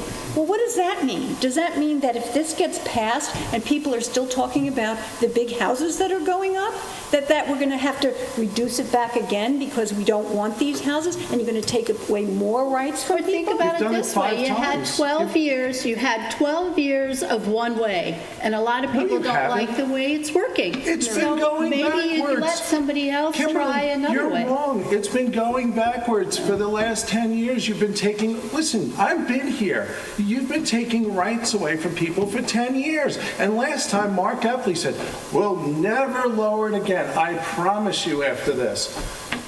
Here we are again. You know, and listen, you could build a doghouse on a lot and they'll complain. And that's the truth. They don't want anything development. But when they're ready to sell their house in this village, they want $1 million for their vacant lot. And the house that you were talking about, that's not in the discussion we're having. We're talking about the third of an acre lots. That's what you're after, all right? And ironically, the biggest pro of this whole thing, who's sitting in the audience, couldn't even build his house right now. It's 35 feet, too many square feet, and that's the hypocritical stuff that we're going to deal with. And let me tell you something on a side note. Greg knows I'm dealing with Rose Hill Road with a lot of residents over there, all right? Sneaky, shady deal behind the scenes. That's what this is, okay? The Southampton, whatever they call it, association, works behind the scenes. Nobody goes to these meetings. Look who's here. I mean, look how many people you have. I don't even know if they're even here for that, or if they're pro or con. Out of a meeting, no, I know, but a meeting of a village of 3,500 people, this is it? This is your big major problem? If people want to say something, you could say whatever you want. You could have 10,000. Where are they? They have to be here. And I want you to go door to door on Pulaski Street and tell all those people with their houses for sale that are upset and crying and worried and Pelletro, go tell them that you're going to make their house worth even less when they want to sell it. Go tell them, because they don't even know what you're talking about, and it's not fair. You're not being fair. And that's the whole thing. And it keeps going on, and you're hurting everybody's rights. And my house is not your right, I hate to tell you. And if you don't know that, you shouldn't be on the board.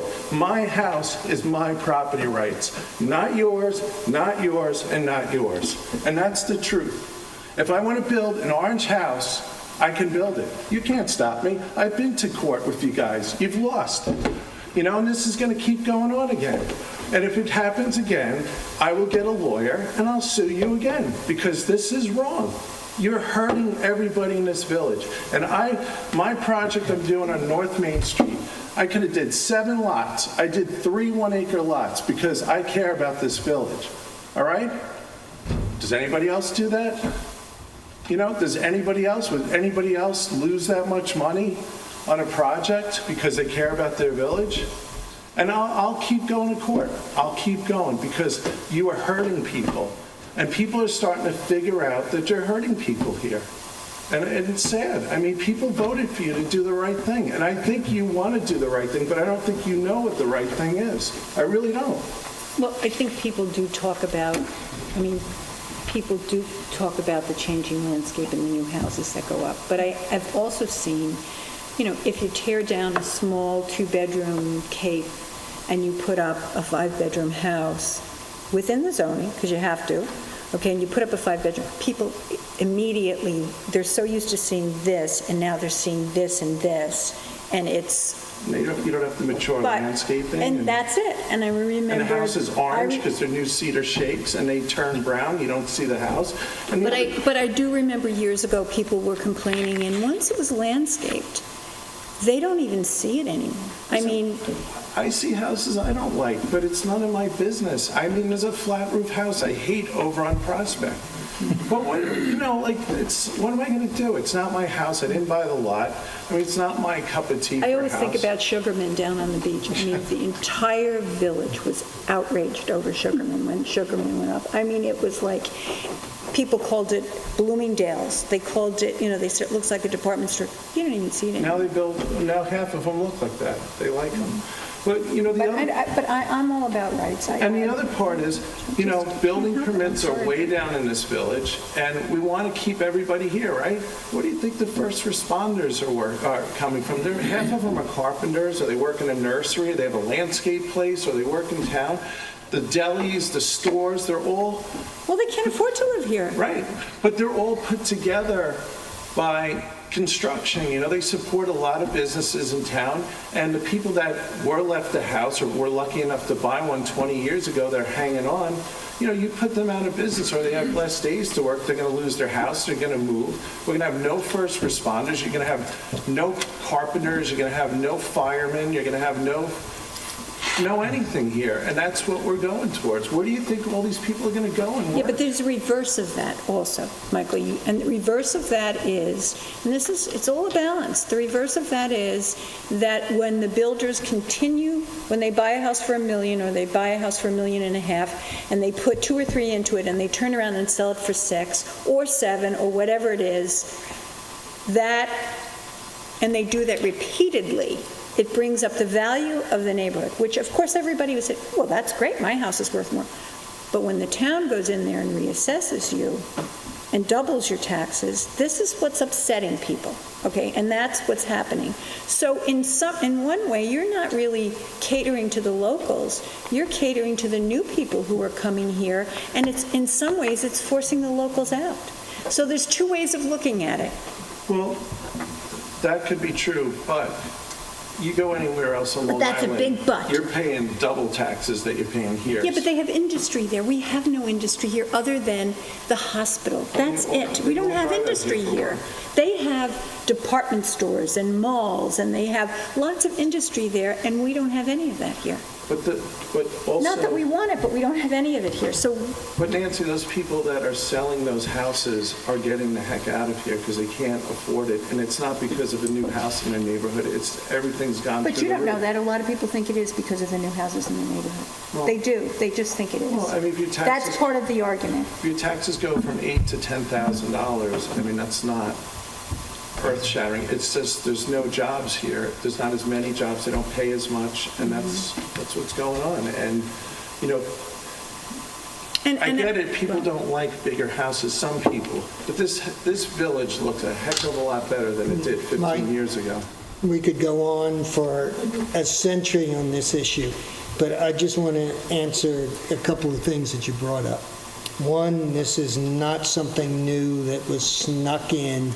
This is something that we've been discussing for probably 6 public hearings and discussing prior to this with the other changes that we made, that this was always a part of it. And the Planning Commission, which you said they don't know what they're doing. A couple of them don't. The Planning Commission is directed by a firm that's hired out of Orient, who had complete statistics on the changes in the village of Southampton. It was looked at very closely for well over a year. Nancy said a year, but it's been at least a year and a half. This is not some random thing picked out of a hat. The intent of this local law is not to take anybody's property rights. We don't intend to do that. And if you say that, height limitations, side lot limitations, pyramid laws, those are all, in your term, taking property rights. The intent of this law is to reduce the overall size of houses on small lots and on large lots, which we constantly, time and time again, get objections, not from a single individual, not from the Southampton Association, but from everybody that is a resident in Southampton. Just as Sarah said, you can open the door and hit the hedge. We're trying to avoid that. We're trying to make Southampton more attractive. We're trying to make your houses that you're building more valuable How do you figure that? because you're creating a nicer streetscape overall. You aren't creating houses that are This objectionable. village has been on a roll, okay? It's been going up faster than any other place, okay?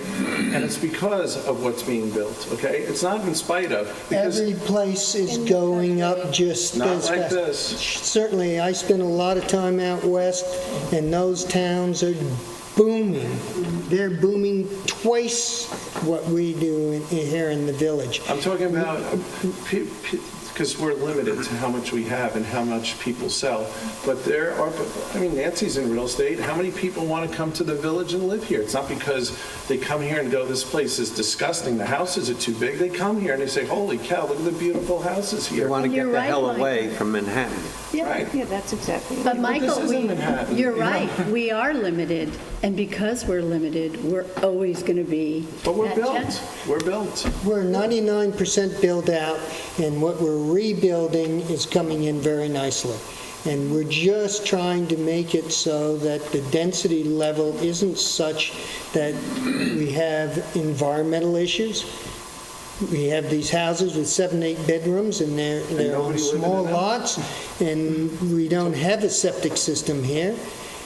We have drainage problems with some of these houses with swimming pools that are put in porches and patios and stuff around them. There's no drainage. It's not true. Listen, I read that report. That report is very flawed. First off, the lady that wrote it didn't even know that we had to have drainage in our yards. It's part of the code for our gutters. There's no runoff from any new house. It's illegal. Chris, in the building department, he goes around, and that's one of his pet peeves. He's checking gutters to make sure they're going into a dry well. A driveway has to have a dry well. A lot of that report, I've said something to the lady in the planning that was doing this for the planning commission, and she was like looking through the code book. I mean, you have to have drainage. These houses are more efficient. You're 100% right, but that you're talking about surface water. Okay, your septic system is not surface water. But what is that? I don't understand. There's a problem with it? Absolutely. Where? It's all draining, it's all shifting towards the ocean. But it never- You need to go look and see what's going on. But I asked her also, I said, show me one case where in Suffolk County where you have at least 5 feet of sand underneath the septic system where it's polluted. Sand There is not- great. Well, we all have that here. There's not one single case in Suffolk County. And she agreed with it, or she said she did, or she didn't. I don't know what she did. She was kind of nodding her head. But these problems don't exist, okay? They do exist. They don't exist. I've been doing this for 30 years. I've gone to the health department. I asked them, I said, do you have any pollution from a septic system that's not on the water? They said, we don't have any cases. I mean, there's the water and there's 16 feet to groundwater. I mean, it percolates through the ground in the sand. It becomes brackish water. It's not dangerous. And they like to confuse things. They like to confuse people because it's very technical. And, I just don't like the idea of saying that this is a big problem and you have like nobody here. I mean, Well, I don't want to. nobody, but there's I don't want to. there's 9 or 10 people here. I don't want to cut you off, Mike, but there's other people. Thank you, Michael. Thank you, Michael. I'm Christine Sullivan Wicker, and I just wanted to say a couple of things. I live on Cameron Street. It's MF20. I appreciate all the efforts that you and all the boards have made to preserve whatever we can, including if you can get a foot lower historic vista, so much the better at the southern end of Lake Agawam, if everybody's happy with that. But I think all of that's very, very important. I grew up on Lake Agawam in a house over there, Stanford White, 1885, James Hampton Robb house. My parents bought it in 52. We lived there till 84. I don't know what they paid for it. I think it was $36,000 on 6 acres with 3 structures, but I was too young to know. But they did sell it for $1.3 million. On the 1.8 acre on the lake, Stanford White House. We had 14 bedrooms, probably about 14 fireplaces, and it was great. And what I'm trying to say is, I and then it was sold for 10.3 in 2003. Actually, friends of mine. I never felt gypped, or they never felt in all those years that ensued. It was just the values had increased. Nobody had, spilt milk problems. What thrills me in a way is that MF20, I'm in a Cape on Cameron Street, and I'm protected because by all of you too, because no builder's ever approached me because they can't build enough of a house. And my point is, even with your new zoning, I think it would be about a 2,300 square foot house. Somebody could put there, I have a 1,400 now. I'm just guessing. And Tin had told me last year, because I just asked him out of curiosity, that there'd be a 50-foot setback. Well, it's 30-something now. So, I mean, that would be a little squished and a little weird for someone, but I'm sure that somebody would be accommodating if they understood that that was a problem. Anyhow, I just wanted to thank you all and say that I think that it's important that we preserve. Of course, people have property rights, and I'm much more interested in the texture of what we live in than my own personal gain. Thank you. Thank you, Christine. Thank you. And the 2,300 square feet doesn't include a fully built-out basement, potentially, or an attached garage, or an attic, right? That someone like Dikembe Mutombo, who's 6'4", could stand in, or 7'4", I think he is. So. Any other comments? Yes. Good evening, Michael Jonke, Village resident. Some of this stuff it may be a bit repetitive, but I mean, I'll do my best to keep any of those words short. It's just, I do think there's a notice issue. I mean, having a public hearing, I think, for something that affects so many village residents with the ARB, the planning board, an affected neighbor has to get something in the mail. This proposal is affecting so many more people, and yet we're not going to give that sort of mail notice. We're going to say a public notice is enough. It just seems like, if we have to spend $4,000 or whatever to mail something to everybody, and to make sure that they understand it, that would maybe seem appropriate. Or you say that everybody in 7.5, who I think are the most in the dark about what's happening, gets a notice, just to make sure that the people who are sort of most surprised are going to get something special to make sure they know about it. I had a question about sort of this whole thing from the standpoint of why aren't existing laws sufficient.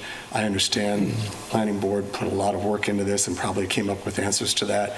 It strikes me if there's, McMansions that violated the pyramid law but still went through, then obviously that's a problem with enforcement of the pyramid law, right? Rather than a need for new regulation.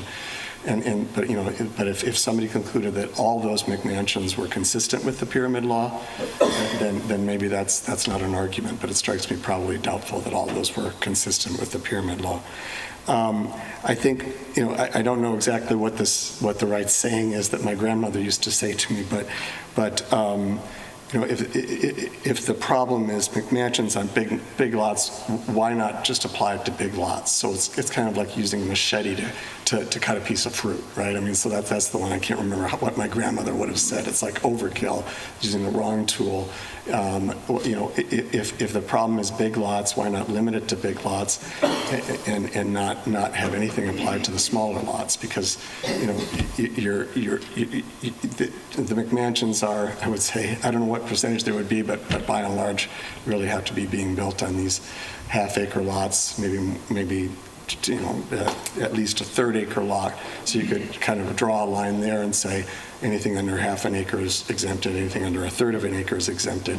If somebody's on a quarter-acre lot, I just see, a McMansion problem isn't really there for them like it is for the bigger lots. And if you are going to apply it to smaller lots, you should apply it to all smaller lots. So, I mean, this is the Hillcrest problem that I know you've gotten somewhat comfortable with somehow, but it just strikes me as completely unfair that somebody with a house on Hillcrest that's a quarter acre gets to do what they want, regardless of this.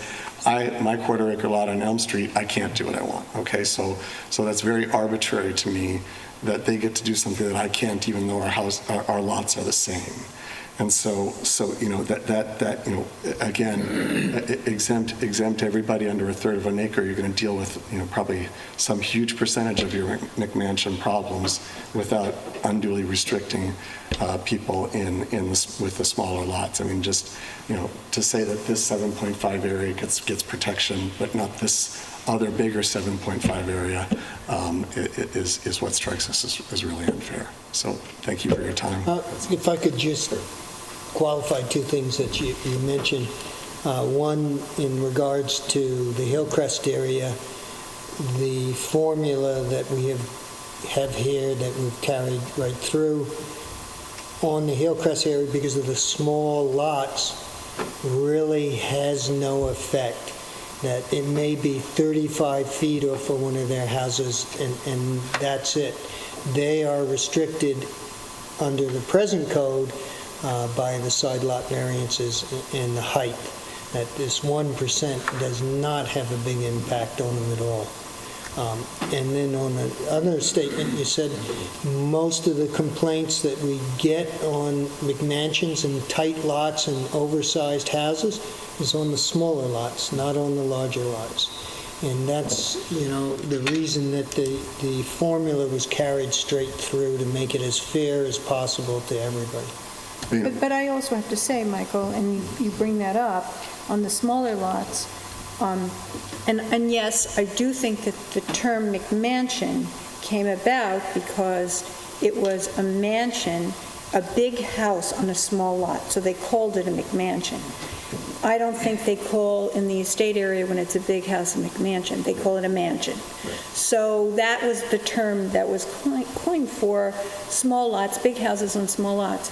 But we put the pyramid in place. So if you have a narrow lot, you really are, you can't have a tall house. You can't have a tall house. We put restrictions on the height.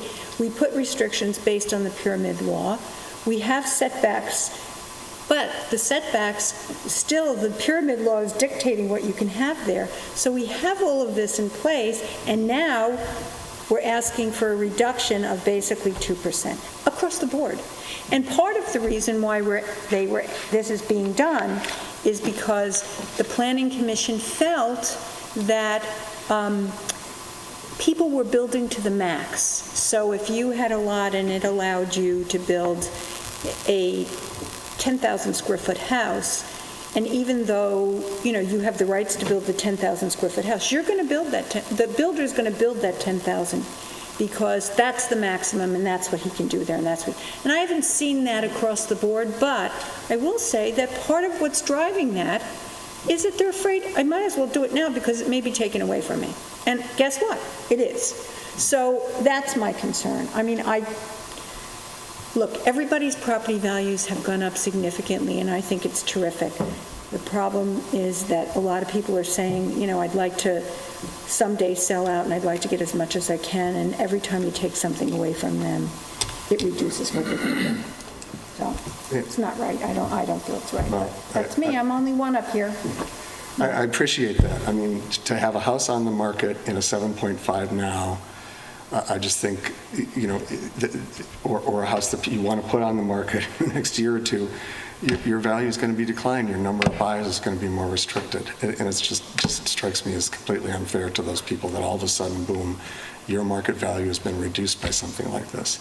And it did, with all due respect, Mayor, I'll have to take a look at it. I thought I read information in the published materials that talked about there being sort of a much greater compliance with the existing restrictions in 7.5 than in the other bigger districts. So that struck me as that there's sort of...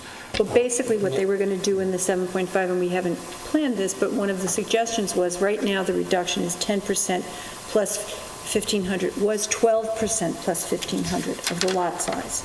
So what they were thinking about doing in the R75, which came up, 10% plus 1,650, I think it was. Same thing. Yeah. Same thing. So they don't change. But also the size of the houses up there, are very small. But that doesn't mean that they might want to add on to them.